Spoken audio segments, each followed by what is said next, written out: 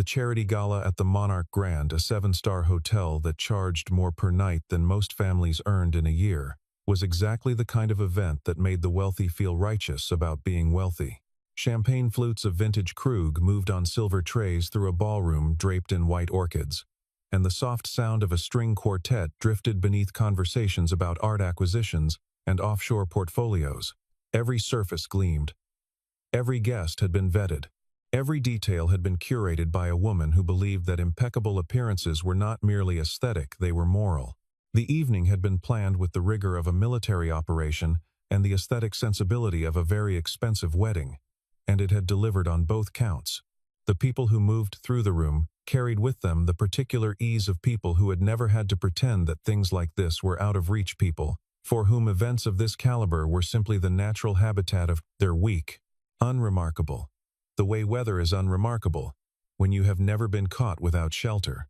Vivian Hale stood near the podium in a midnight blue Valentino gown, her dark hair swept into a knot so precise it looked architectural, and surveyed the room the way a general surveys a battlefield she has already won. 35 years old, the founder and CEO of Hale Capital Group, she had been profiled in 3 major financial publications that month alone. One had called her the self-made queen of institutional investment. Another had described her as frighteningly competent. The third, somewhat presumptuously, had suggested she was the most powerful woman in American finance under 40. Vivian had not corrected any of them, because she did not believe they were wrong. She had built everything herself, from a one-room office in Chicago at 26 to a firm managing $40 billion in assets by the time she turned 34. Every inch of that ascent had been purchased with sacrifice, precision, and an absolute refusal to be underestimated. Tonight's event was one of her firm's most visible philanthropic endeavors. An invitation-only auction benefiting 3 children's health foundations. Attended by sitting senators, hedge fund managers, the kind of old money families whose names appeared on hospital wings and university buildings. These were the people whose approval Vivian had spent a decade engineering, and she wore their admiration like a second gown. She had rehearsed her opening remarks 14 times. She had personally approved every centerpiece arrangement. She had reviewed the guest list 4 times and removed 2 names she considered insufficiently distinguished. The evening, she had decided, would be flawless. It was approximately 8:47 when she noticed him.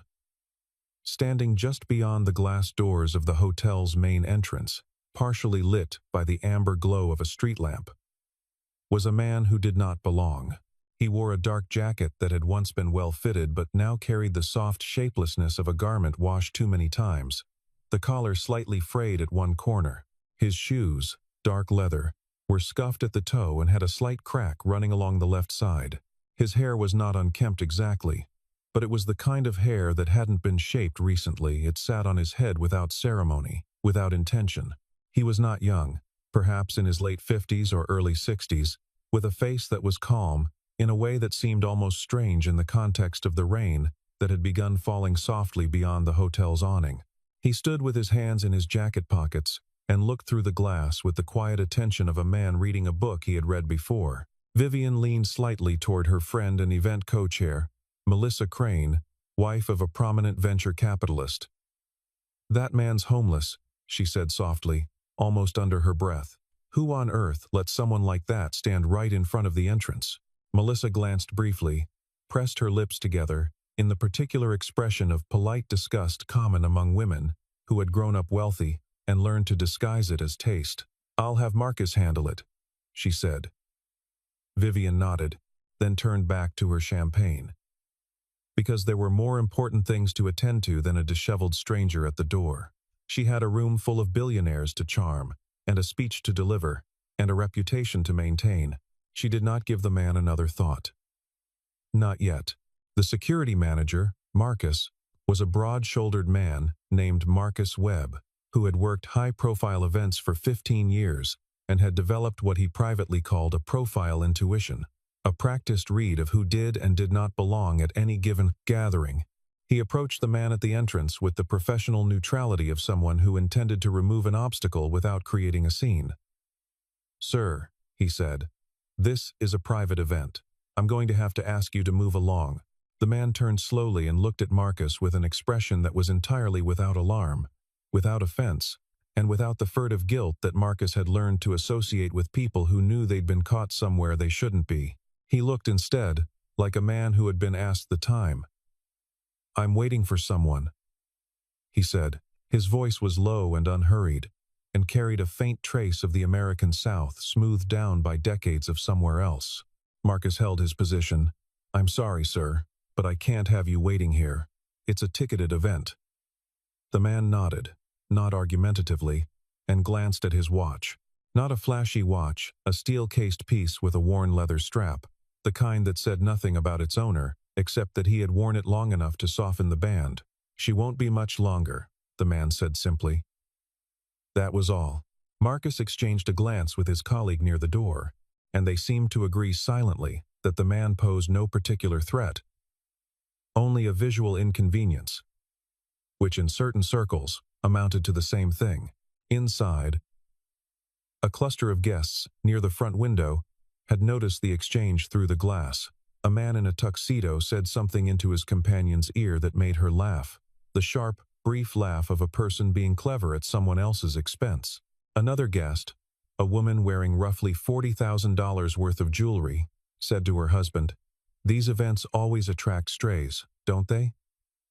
Her husband smiled.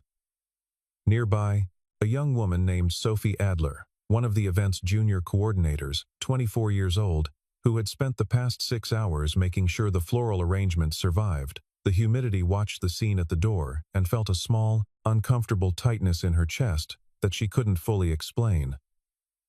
The man outside didn't look distressed. He didn't look hungry or desperate, or any of the things that people like to assign to people who look poor. He looked patient. He looked, Sophie thought, like someone who had been waiting in rooms like this, or outside rooms like this for a very long time, and had long ago made peace with it. Inside, the murmurs continued. Someone speculated he was a delivery driver who had wandered away from a service entrance. Someone else suggested he might be a protester of some kind. The consensus, reached quickly and without much examination, was that he was a problem to be solved, not a person to be understood. Marcus attempted once more to ask him to leave, and again the man simply said, "She doesn't like to be kept waiting," which answered nothing and somehow made the situation feel more, not less, unusual. A second security officer had joined Marcus by this point, and the two of them stood at the entrance in mild professional uncertainty, neither willing to physically remove a man who was doing nothing aggressive, but neither comfortable allowing the visual disruption to continue. A third guest, a man whose family had been wealthy long enough that the wealth had become invisible to them, the way furniture becomes invisible in a room you grew up in, looked at Daniel through the glass and said to no one in particular, "He looks like he's waiting for a handout." Nobody corrected him. Nobody felt the need. In a room where the average guest had arrived in a car that cost more than most people's annual salary, the calculus was simple and unconscious. The man outside did not have the markings. Therefore, the man outside did not belong. This was not cruelty in the way that anyone in the room would have recognized cruelty. It was something quieter and more pervasive. The automatic, reflexive sorting that people of a certain position performed without examination, the way the eye scans a room and notes only what it already knows how to see. Sophie watched Daniel through the glass for another long moment. He had not reacted to being asked to leave. He had not reacted to the comments that had been made, at least some of which he had surely been close enough to hear. He stood in the soft rainfall with his hands in his pockets, and his attention directed generally inward, like a man with a particular quality of interior life that did not require external confirmation to maintain itself. She thought, and then immediately dismissed the thought, and then thought it again, that this man was the most composed person in the vicinity of this entrance, and the vicinity included 2 security professionals whose job it was to project authority. Then the sound reached them before the sight did. A low, deep, rolling sound, the sound of an engine tuned to a frequency that communicated authority without volume, and a long, silver car turned slowly into the hotel's circular drive and moved toward the entrance with the unhurried, absolute confidence of something that had never needed to rush. The car was a Rolls-Royce Phantom, and not a new one. It was from an era when the Phantom was built in smaller numbers, with more hand-stitched leather and less computer-assisted anything. A generation of automobile that automotive historians referred to in tones normally reserved for architecture. The silver of its body was not the bright silver of contemporary luxury. It was deeper, more dimensional, the kind of finish that took weeks to apply and caught light in a way that looked almost liquid. It moved through the circular drive and stopped at the entrance with a precision that suggested the driver had made this approach 1,000 times and considered it a point of professional pride to do it the same way every time. Every conversation within visible range of the entrance paused. Not loudly, not dramatically. The way conversations pause when something has entered the room that requires acknowledgement. The way language momentarily fails in the presence of a thing that communicates on a register above words. The guests near the windows turned. The security officers near the door stepped back slightly, an unconscious deference. Even Vivian, deep in conversation across the room, registered a peripheral shift in attention and glanced toward the entrance. The man, the one in the worn jacket, with the scuffed shoes and the unhurried voice, walked down the 2 steps of the hotel entrance, with the ease of someone descending into a familiar room. He reached into the front pocket of his old jacket and drew out a key fob. He walked directly to the rear passenger door of the Phantom and opened it himself, not with a flourish, but with the practiced ease of someone who had done this particular thing many times, in exactly this particular way. He held the door and offered his hand. The woman who emerged from the car was in her late 70s or early 80s, and she carried those years with the kind of authority that has nothing to do with age. She was dressed in ivory, structured, precise, a single strand of pearls, white hair arranged with an almost architectural severity. She accepted the man's hand as she stepped down, and when she stood on the pavement, she stood in a way that immediately rearranged the visual hierarchy of everything around her. She looked around the entrance calm, assessing, without rush, and her gaze passed over the 2 security officers standing near the door. "Which one of you," she said, her voice clear and unhurried, and carrying the particular quality of a voice accustomed to being heard without raising itself, tried to remove my assistant. The words fell into the space like stones into still water. The security officers did not speak. Marcus opened his mouth and closed it. Sophie, watching from just inside the doorway, felt the tightness in her chest release into something else, entirely a feeling that was almost like witnessing a weather system shift. The woman had not raised her voice. She had not made a scene, and yet the entire entrance had become very, very quiet. Inside the ballroom, word moved fast through that particular kind of crowd, people who made their living reading signals and adjusting positions, and within 30 seconds, the name had reached the room: Evelyn Ashford. Evelyn Ashford was here. Vivian's glass stopped halfway to her lips. She knew the name. Everyone in the room knew the name. Evelyn Ashford was not famous in the way that celebrities were famous. Her face did not appear on magazine covers. She did not give television interviews. She had not published a memoir or launched a lifestyle brand. She was famous in the way that tectonic plates are significant, invisibly, structurally, in a manner that shaped everything above it without ever being seen directly.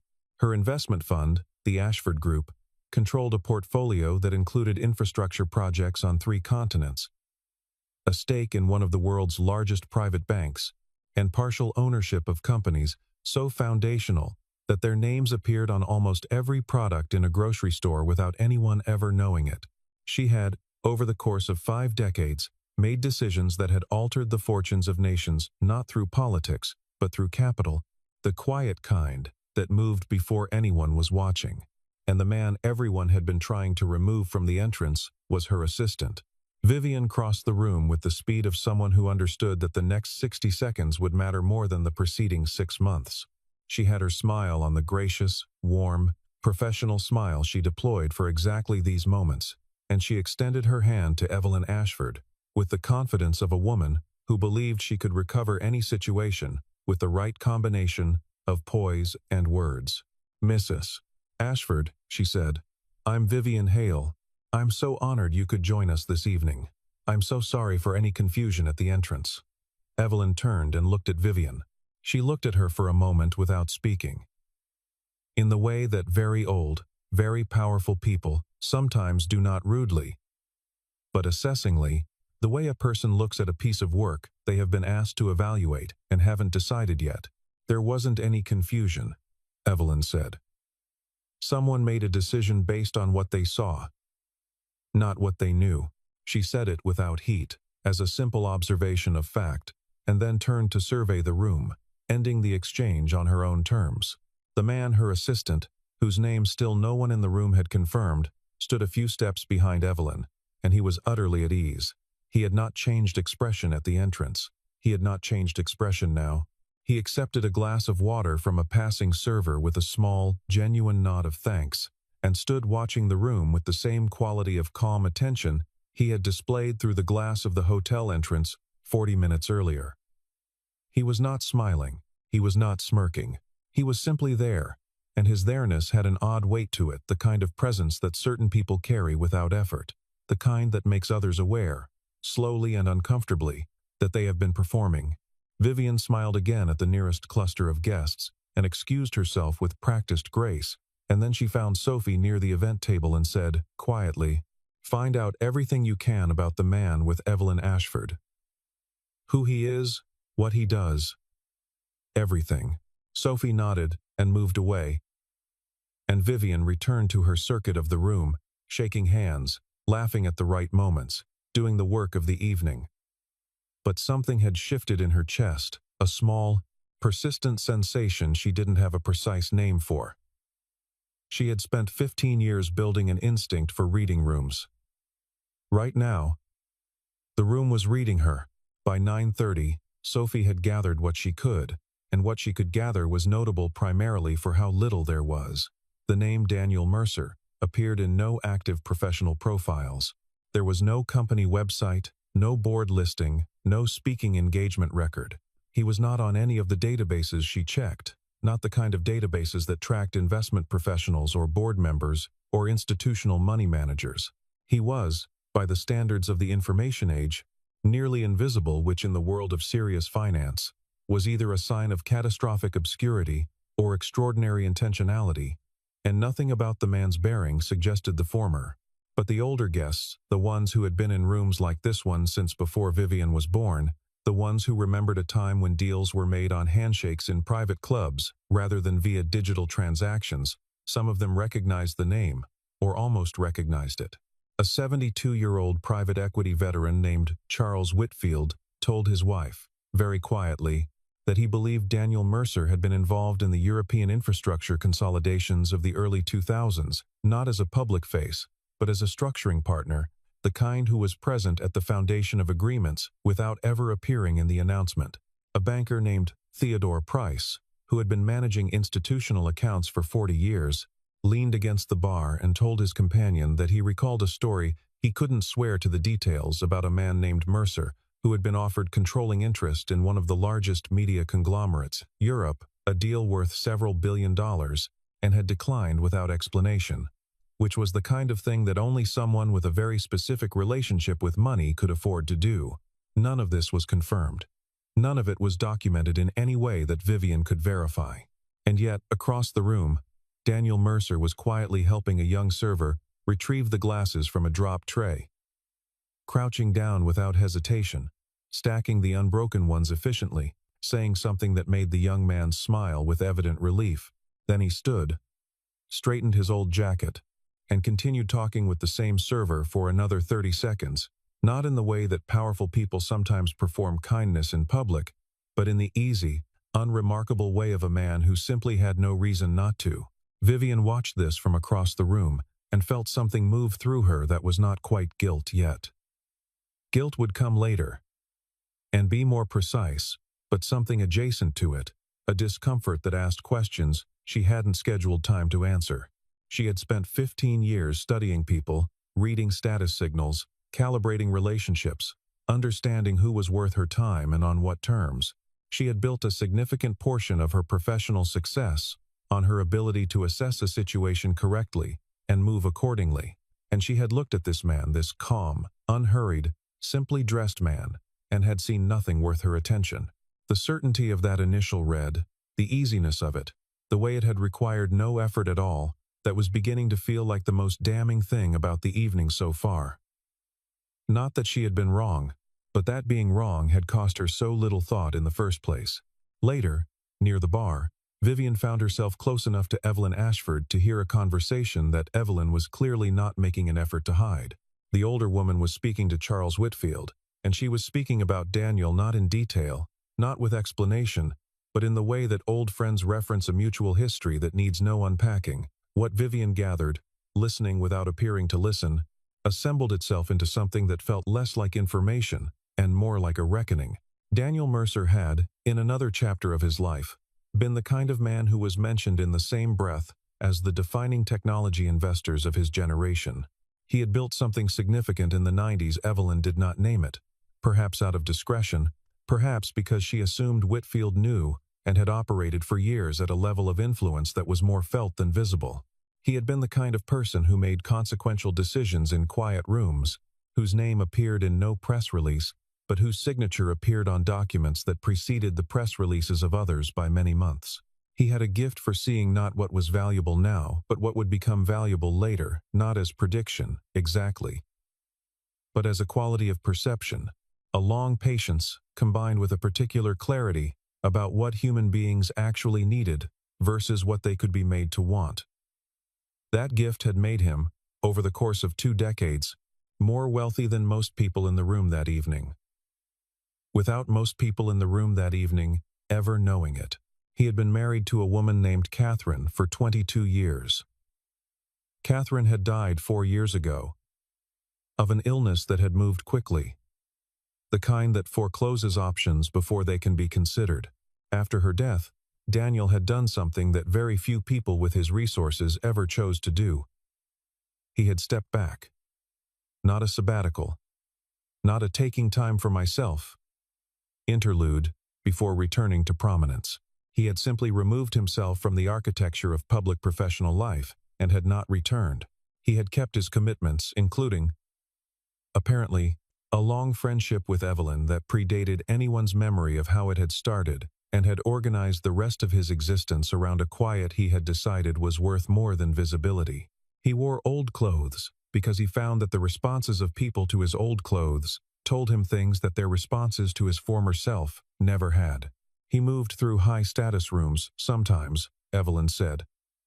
Not because he sought them out, but because he was occasionally needed in them. And when he was needed, he came. And then he left. Money exposes people faster than poverty ever does, Evelyn said. And Whitfield nodded slowly, with the nod of a man who had lived long enough to have the truth of something demonstrated to him repeatedly. He understood that a long time ago. Vivian was no longer pretending to look at something else. She was standing very still with her champagne glass, and her reflection stared back at her from the mirrored surface behind the bar, polished, precise, dressed in $40,000 worth of curated self-presentation, and for the first time in a very long time. She looked at that reflection and found it insufficient. Not as a professional, not as a businesswoman, as a human being, a person who had looked at an aging man in the rain and seen something to be removed rather than someone to be seen. Daniel, across the room, was helping an elderly guest find a chair. He was doing it quietly, without fanfare, the way a person helps when they are not thinking about how the helping will be perceived, but simply responding to what is needed. Vivian watched and said nothing. There was nothing appropriate to say yet.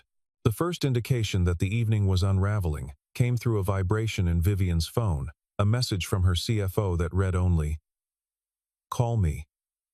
Urgent." She excused herself from the nearest conversation and stepped into the corridor. And what she heard in the next 4 minutes stripped the event of every meaning it had held 20 minutes earlier. Harrison Garrett, a major institutional investor whose fund held a significant stake in Hale Capital, had, within the past hour, quietly signaled his intention to withdraw. Not publicly, not yet, but the signal was clear. And signals of that kind moved through financial circles, the way rumors moved through ballrooms. Faster than anyone intended, and further than anyone could contain. By the time Vivian returned to the event, The first whispers had already reached the room. She could feel the shift before she could identify its source. The slight adjustment in how certain people held themselves when she approached. The conversations that did not quite resume at the volume they had held before her arrival. The look that passed between two men near the entrance. A quick, communicative look of the kind that means assessment, means recalculation, means the subtle algebra of proximity to trouble has just been performed, and the answer was not favorable. These were people who had spent their lives understanding risk, and in the presence of risk they adjusted automatically and without apology. The same instincts that had made them successful in markets made them efficient in social retreat. Several people who had been seeking her attention 20 minutes ago had discovered urgent conversations elsewhere. Vivian stood in the center of the room and understood. With the precise and unsparing intelligence that had made her fortune, exactly what was happening. She understood that she needed to stay calm. She understood that visible distress at an event of this kind would travel through the room and become tomorrow's story in 3 different financial publications. She understood all of this and held herself upright with the discipline of someone who had trained for moments like this. And yet, beneath the discipline, her hands were cold and her breath was slightly short. And for the first time in years, she did not know what the right next move was. "The room is still watching you." The voice came from just behind her right shoulder. Low and unhurried. A voice she recognized now. She turned. Daniel Mercer stood a few feet away with his glass of water, not crowding her, not performing concern, just present. "Stand still," he said. "Moving too fast right now reads as panic." She almost told him this was not his situation to advise on, and then stopped herself, because the advice was correct, and she knew it. She stood still. He stood beside her, and his stillness had the quality of something structural, a presence that did not fluctuate with the temperature of the room. She realized, standing there beside him, that this was the first time all evening that anyone had offered her anything that was not calculated. Every other interaction in the preceding 3 hours had carried the weight of mutual interest. She had offered visibility. They had offered access. And the evening had been a long, elegant exchange of those 2 currencies. Even the apology she had offered Evelyn at the entrance had been, if she was honest with herself, at least partly strategic. But this, a man she had tried to have removed from the premises, standing beside her without any reason to, and without any expectation of return, offering the simple, practical advice of someone who had been in difficult rooms before and knew how to be still in them. This was something different. This was what it looked like when a person offered help with no invoice attached. She found she did not know what to do with it. "I know who you are," she said, quietly. He nodded slightly. "People are leaving," she said. "Friends," she added. And the word came out with more weight than she intended. Daniel was quiet for a moment. Then he said, "This is the moment when you'll find out which people those actually were." Evelyn Ashford found Vivian near the windows at 9:55, and the conversation she initiated was brief and measured in the way of a person who did not waste words, because she had learned long ago that excess words were how the uncertain disguised their uncertainty. She said that the Ashford Group had been conducting a leadership assessment for a major new infrastructure initiative, a project of significant scale, with a 3-year deployment timeline and a capital base that placed it in a category that very few investment opportunities ever reached. Vivian's name, she said, had been on the list of potential principals from the beginning. It was a remarkable thing to be told, and it would have been, under any other circumstances, the defining sentence of the evening. "Had been?" Vivian said. Evelyn looked at her without apology. "I evaluate leaders over time and in detail," she said. "I look at their track records, obviously. I look at their strategic thinking, and I pay very close attention to how they treat people who can offer them nothing." She let that sit, "Not because I'm sentimental about kindness," she continued, "but because how a person treats those they perceive as beneath them is the single most accurate predictor of how they'll behave when the pressure is real and the stakes are high. Power either reveals character, or it manufactures excuses for the lack of it." She paused, looking out at the room. "Tonight, I watched you, Vivian. And I also watched the room. Vivian did not respond with the instinctive, polished deflection she would normally produce.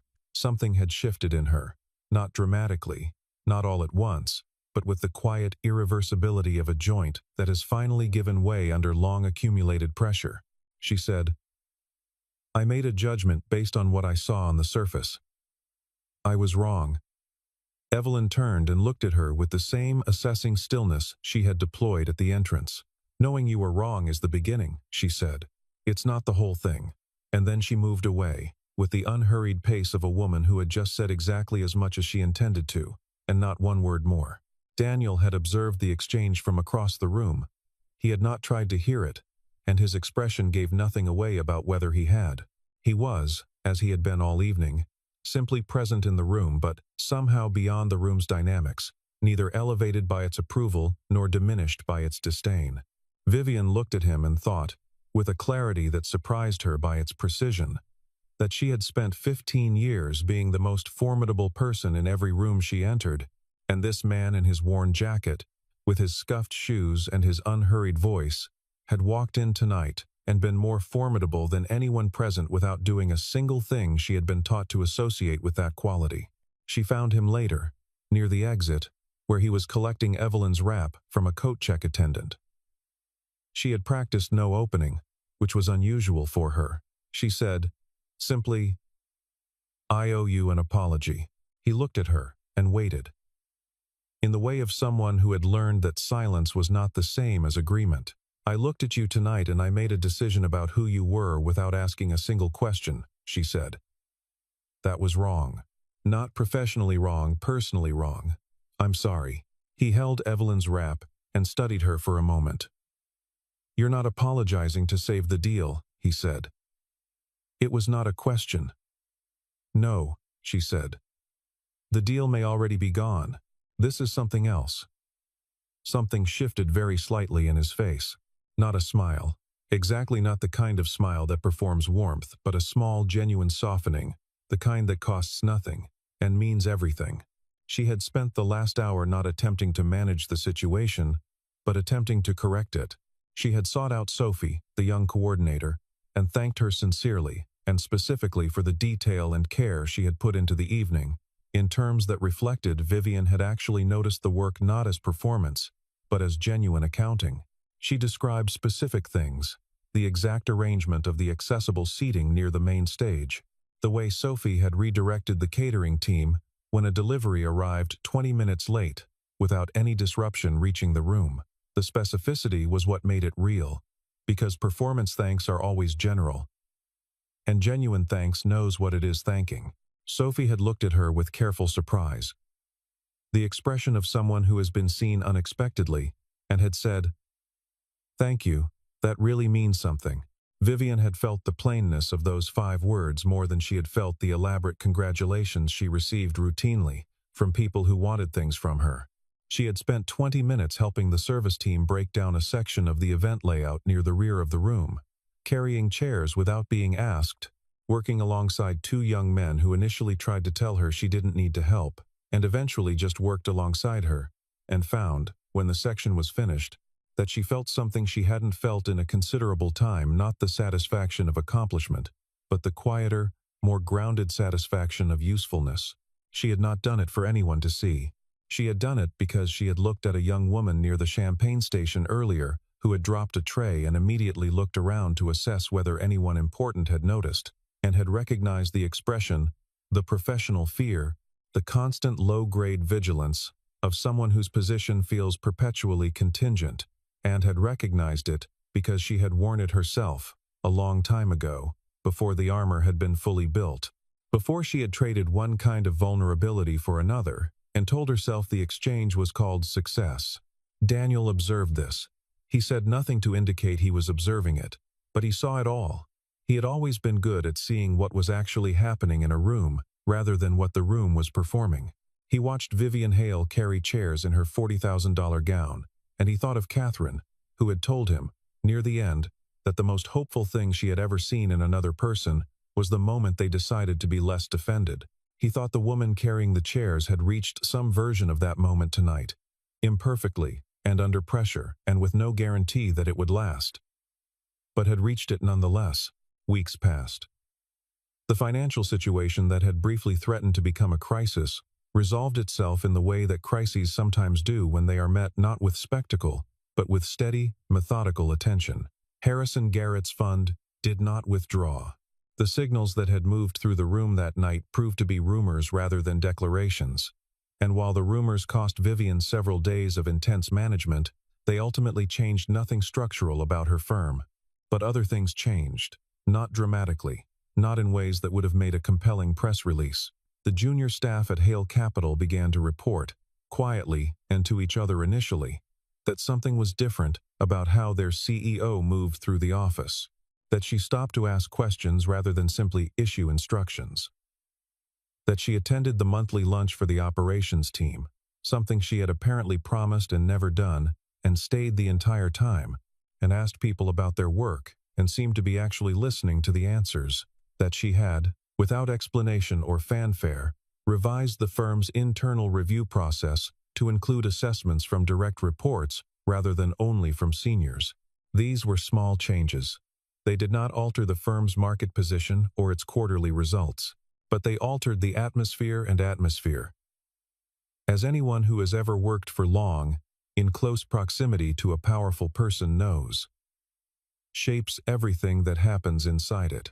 Sophie Adler, who had spent half the gala night with that tightness in her chest, found herself, 6 weeks later, offered a project management role 2 levels above her current position, not because she had asked for it, but because Vivian had noticed that the things Sophie had organized at the gala had been the only things that had functioned without exception. Vivian had noticed. That was the new thing. She had always been brilliant at reading the room for power. She was learning, at some cost and with no guarantee of grace, to read it for people. Evelyn Ashford called on a Tuesday morning, 3 weeks after the gala, and the conversation was brief. "The infrastructure project is moving forward," she said. "We'll need a principal with a particular combination of skills. I'd like to discuss terms." She paused. "I have one condition." Vivian waited. "Don't forget what it felt like to stand in the middle of that room and watch people move away from you. That feeling is useful. Don't let success make you comfortable enough to lose it." Vivian said she understood. She wasn't sure, in that moment, whether she would always hold to it. But she understood what was being asked. And she believed she was different enough, now, to try. On the last evening of the month, Daniel Mercer returned to the hotel. Not for any event. Evelyn had a meeting in the adjacent building, and had asked him, as she occasionally did, to collect her afterward. He arrived early and waited in the car for a while, and then got out and stood near the entrance, watching the city move past. He was wearing the same jacket, or one very much like it. His shoes were not new. His hair had not recently been shaped. He looked, from a distance, like a man who had accidentally wandered close to a place where the lighting was too good for his wardrobe. The security officer on duty that evening was not Marcus. He was a younger man, 2 months into the job, who had heard the story of the Ashford Gala from Marcus and 2 other colleagues, and had formed a very specific mental note from it. When he saw the man standing near the entrance, he paused in the doorway, looked carefully, and recognized the jacket, or recognized the quality of stillness that his colleague had described. He walked to the top of the entrance steps. And then he paused there, and he straightened, and he said, very correctly, "Good evening, sir. Can I help you with anything?" Daniel looked up at him. "I'm just waiting," he said. "Take as long as you need," the young officer said, and stepped back to hold the door. Daniel stood in the amber light of the entrance and watched the city. He was not thinking about the gala. He was not thinking about Vivian Hale or Evelyn Ashford, or the particular social mechanics of rooms where power gathered and arranged itself. He was thinking, as he often did in quiet moments, about Catherine, about a Tuesday morning, many years ago, when they had been late for a flight, and had ended up stranded at an airport for 11 hours, and had talked for most of those 11 hours about everything they had always planned to talk about later, about the kind of people they wanted to be, about what they would do when the pressure of building things gave way to the simpler pressure of living well, She had said, in that conversation, that the real luxury was being able to treat every person you encountered with the same quality of attention, not because you had nothing to lose, but because you had decided that this was what your time was worth. He had never taken later for granted after that. It was the most important lesson he had ever learned, and it had been taught to him not by a room full of powerful people but by a departure delay, and a woman who made the most of the time she had. When Evelyn's car arrived, he walked down the steps and opened the door, as he always did. She stepped down and took his arm for a moment before they moved toward the building entrance. "You seem thoughtful," she said. He said, "I was just thinking about the nature of expensive lessons." She smiled slightly, in the way of someone who had paid for more than her share of those. "The expensive ones are the ones that stay with you," she said. "That's what makes them expensive." Vivian Hale was in her office at 9 o'clock the next morning, reviewing the initial terms of the Ashford partnership, when she stopped and set the document on her desk and looked at the window at the city below, at the ordinary motion of ordinary people moving through an ordinary morning, and sat with the memory of a man standing in the rain in a worn jacket, waiting patiently outside a door that had been held against him by people who had every advantage and no excuse. She had built her life on the premise that the world was sorted into tiers, and that the work of being alive was the work of ascending them. She had climbed higher and faster than almost anyone she knew, and she had been proud of what that climbing had required. She had been proud of the sacrifices, the relationships she hadn't had time for, the sabbaticals she had never taken, the versions of herself she had set aside in the interest of the version that would win. She had believed, in the way that people believe things they have never examined, that the climb itself was the achievement, and that arriving at a sufficient altitude would eventually deliver the clarity she had always expected altitude to provide. But Daniel Mercer had stood still, had spent years standing still, by choice, in the quiet center of a life stripped of everything decorative, and had been, by every measure that actually mattered, further above her than she had ever managed to get above anyone. Not in wealth, not in power, not in accomplishments, in character, in the specific, unperformable quality of a person who treats every human being with the same attention and care regardless of what that person can or cannot do for them, in the knowledge, held lightly and without bitterness, that the only thing worth proving was invisible to the kind of room she had spent 15 years trying to impress. She had asked him, on that last evening of the gala, why he had never reacted, why the dismissal at the entrance, the low comments from the guests, the visible machinery of social condescension, why none of it had moved him. He had looked at her for a moment with that same clear, unhurried gaze. "Because I've never needed anyone in a room like that to tell me who I am," he said. It was not a boast. He said it the way a person states a condition of their life matter-of-factly, without pride, as something that simply was. "And a person who truly knows who they are," he added, "doesn't need to show anyone else." She had thought about those words many times since. She thought about them now, in her office, with the morning spreading across the window and the Ashford documents on her desk. She would move forward. She would take the project, and she would try to run it with a different kind of attention than she had brought to her own firm in the years before last month. She would make mistakes.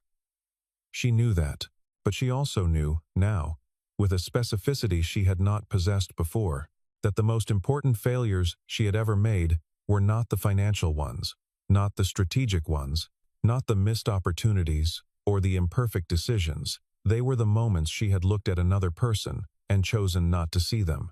Those were the failures that compounded quietly and paid their interest not in losses on a balance sheet but in the slow erosion of the kind of human being she had set out to be. She picked up the document again. Outside, the city moved.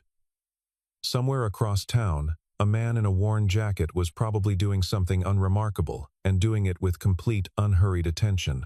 And the security officer at the Monarch Grand, who had held a door without being asked, had started his shift that morning with the quiet knowledge that he had done one small thing correctly in a world that kept asking the same question, in different rooms and different clothes and different circumstances, over and over again.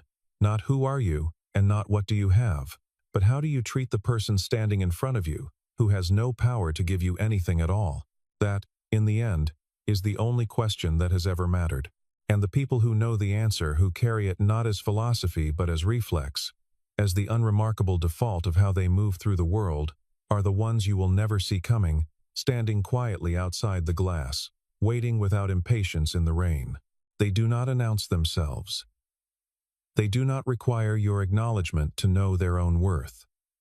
They have already settled that question in a private room in the years before you met them, and the settlement was so complete and so durable that nothing you say or withhold can revise it. That is the particular freedom of a person who has chosen to be truly known only to themselves. And it is, in its quiet way, the most formidable thing in any room, more formidable than a title, more formidable than a bank balance, more formidable than the kind of reputation that requires constant maintenance and the careful management of other people's perceptions. It is the freedom of a man who wears an old jacket in a ballroom full of Armani and loses nothing by it. Gains, if anything, exactly the knowledge he came to find.